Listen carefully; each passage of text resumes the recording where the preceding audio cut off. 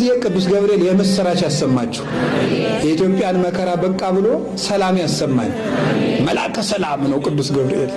ለምኑትማ መልአከ ደስታ ያሰማችኋል። ደስታ ያሰማችሁ፣ ደስታ ያሰማን። አትፍሩ የሚል ፍርሃት የሚያርቅ መልአክ ነው። ዘካርያስ አትፍራ አለው። ሊቃውንት ሲተረጉሙ ለመልአክ ፍርሃት አርቆ መናገር ልማድ ነውና ይላል። መልአክ ፍርሃት አርቆ ይናገራል። ሰይጣን ግን ፍርሃት አርቆ አይናገርም። ፍርሃት ያርቃል፣ የተቋጠረ ይፈታል። የእግዚአብሔር ስም ያረፈበት ስም ሁሉ ይፈራል። ቅዱስ ገብርኤል ትልቅ ደስታ ተሸክሞ ይመጣል። ያ ትልቅ ደስታ አማኑኤል ይባላል።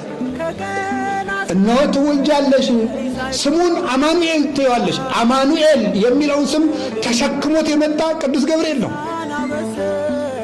ሐዘን ለነበረበት ዓለም ለመጀመሪያ